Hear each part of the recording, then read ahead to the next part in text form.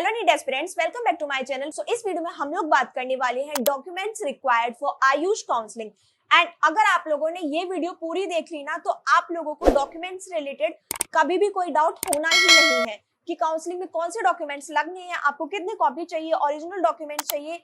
जितने भी डाउट्स है सब मैं आप लोगों की क्लियर कर दूंगी इन डिटेल। ठीक है, सबसे पहले तो हम ये बात कर लेते हैं कि जो वेरिफिकेशन है वो आप लोगों के दो तरीके से होंगे। एक आपका होगा ऑनलाइन वेरिफिकेशन, जिसमें आपकी 10th की मार्कशीट, 12th की मार्कशीट, आधार कार्ड ये सब अपलोड होते हैं। देन कभी कभी ऐसा होता है कि वो रिजेक्ट भी हो जाते हैं, most of the time approve हो जाते हैं। अगर वो रिजेक्ट हो गए देन आप लोगों को री अपलोड करने होते हैं। एंड एक चीज ध्यान रखिएगा कि वो रिजेक्ट ना हो, ठीक है।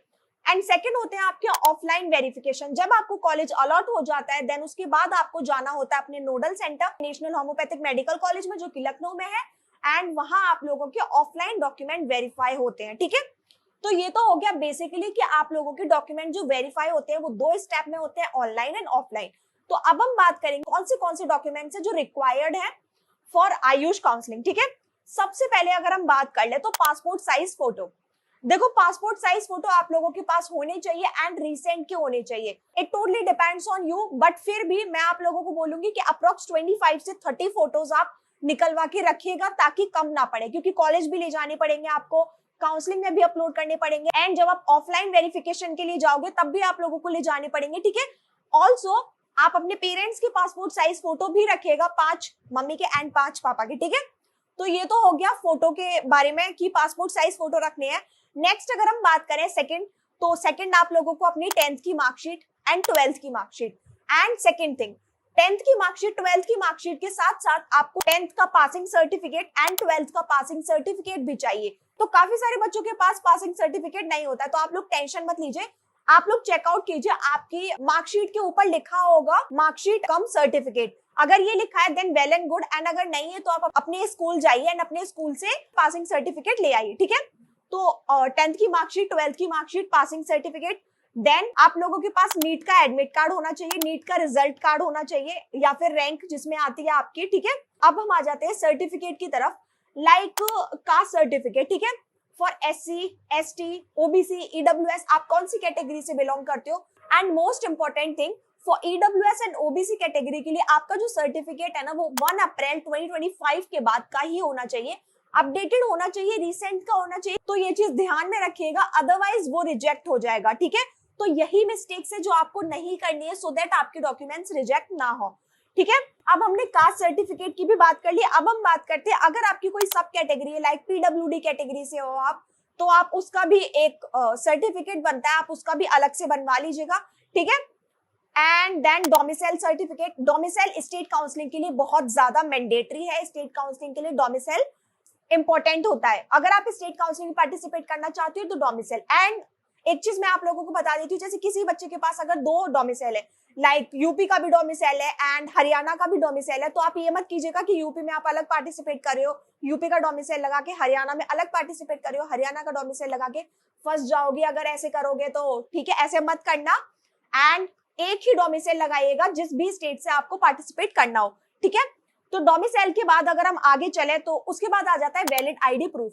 आईडी प्रूफ में आपका आधार कार्ड आ सकता है, आपका पासपोर्ट आ सकता है, आपका ड्राइविंग लाइसेंस आ सकता है, जो आपके पास अवेलेबल हो वो। एंड कोशिश कीजिएगा कि आपके पास जो आईडी प्रूफ है वो 2 होने चाहिए, बट एक होगा तब भी चल जाएगा, कोई दिक्कत नहीं है, ठीक है। उसके बाद हम आ जाते हैं कैरेक्टर सर्टिफिकेट पे। कैरेक्टर सर्टिफिकेट अगर नहीं भी होगा तब भी चल जाएगा, कोई दिक्कत नहीं है, लेकिन फिर भी आप सारे डॉक्यूमेंट जो मैं आप लोगों को बता रही हूँ वो तैयार करके रखिएगा, ठीक है। क्यों ही रिस्क लेना, ठीक है। कैरेक्टर सर्टिफिकेट आप अपने स्कूल से बनवा सकते हैं जहां से आपने 12th किया, ठीक है। आपको एक एप्लीकेशन लिख के देनी पड़ेगी एंड वो आपको वो बना के दे देंगे, it's not a big issue, ठीक है।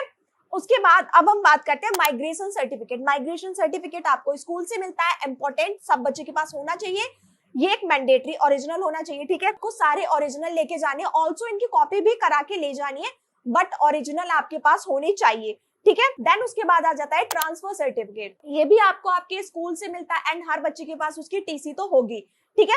तो इंपॉर्टेंट डॉक्यूमेंट है ये, तो सारे डॉक्यूमेंट्स आप पहले से ही अपने तैयार करके रखिएगा।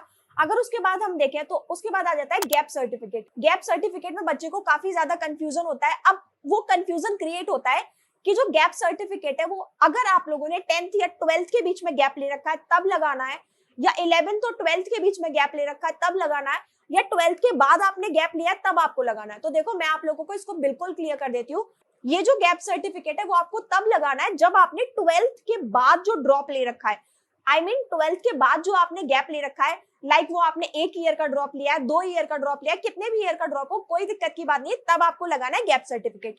इसके लिए आपको कुछ नहीं करना, नोटेटरी एडवोकेट के पास जाना है एंड वो आपको बना के दे देंगे, नॉट अ बिग डील, ठीक है। तो जब ये हो जाएगा, आपका गैप सर्टिफिकेट भी हो गया, देन आपके पास आएगा अलॉटमेंट लेटर, वो भी आप लोगों को ओरिजिनल ही रखना है अलॉटमेंट लेटर। ये जो सारे हो गए, बाकी मेडिकल सर्टिफिकेट ये नॉर्मल बेसिक्स आए, आप बनवा ले। तो ये जितने भी डॉक्यूमेंट्स थे जो रिक्वायर्ड थे, जो मैंने आप लोगों को अच्छी सी डिटेल में समझा दिए, सो आई होप कि आप लोगों को अब कोई भी डाउट नहीं होगा डॉक्यूमेंट से रिलेटेड। एंड एक क्वेश्चन है जिसमें काफी सारे बच्चे गड़बड़ी कर देते हैं एंड देन फिर पूछते हैं कि हमारा सिक्योरिटी अमाउंट वापस नहीं आया, तो आप ये गलती मत कीजिएगा। इसलिए मैं आप लोगों को ये बात पहले ही बता देती हूँ कि जब आप अपना रजिस्ट्रेशन कराएंगे, जब आप सिक्योरिटी मनी डिपॉजिट करेंगे, आप जो सिक्योरिटी अमाउंट जो कटवाएंगे ना, वो अपने अकाउंट से या फिर अपने फैमिली मेंबर के किसी भी अकाउंट से कटवाइएगा।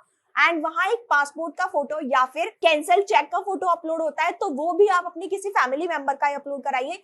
क्योंकि कभी कभी क्या होता है कि बच्चे क्या करते हैं कि कैफे से जाके, जिस कैफे से वो काउंसलिंग करा रहे हैं उनसे जाके ही करा लेते हैं ये सब कुछ, एंड जो कैफे वाले होते हैं वो बाद में कह देते हैं कि कोई रिफंड नहीं आया। तो प्लीज आप जो सिक्योरिटी अमाउंट जो डिपॉजिट करें वो अपने अकाउंट से या फिर अदरवाइज अपने फैमिली के अकाउंट डिपॉजिट कीजिएगा, ठीक है।